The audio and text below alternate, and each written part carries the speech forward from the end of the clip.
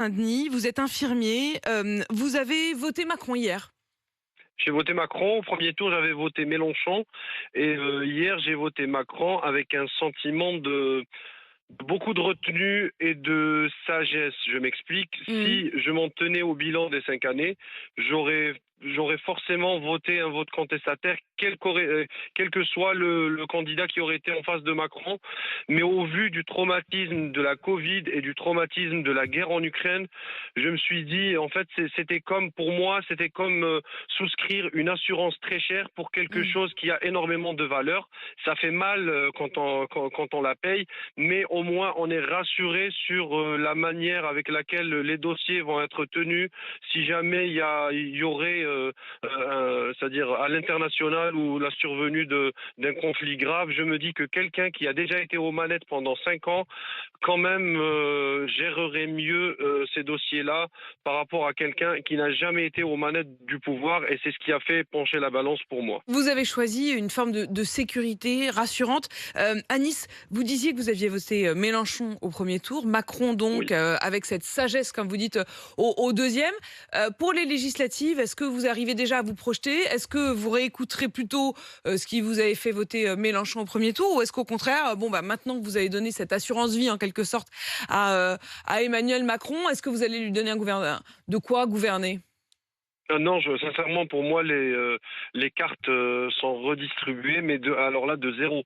Je Mmh. repars vraiment de zéro en écoutant aussi bien très très large, Ouais. en écoutant vraiment tous les projets, et surtout parce que ça sera l'élection des gens qui vont voter les lois pour les 5 prochaines années.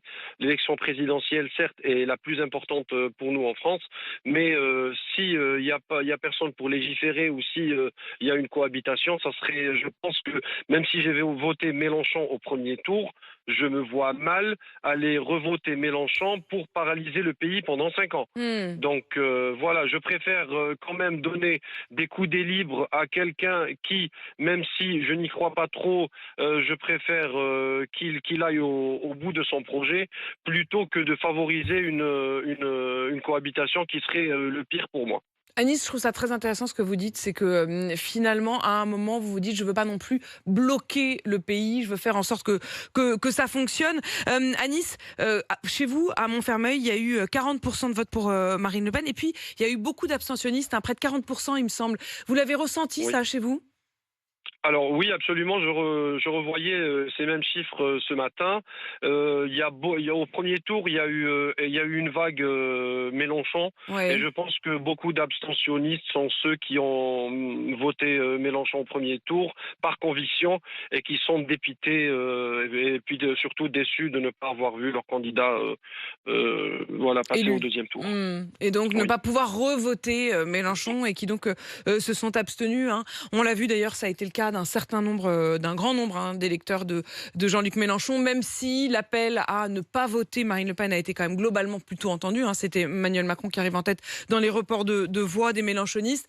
Mais il y a quand même eu 18%, c'est ce que nous disait tout à l'heure Bernard Sananès, 18% de ceux qui avaient voté Mélenchon au premier tour qui ont voté pour Marine Le Pen au deuxième.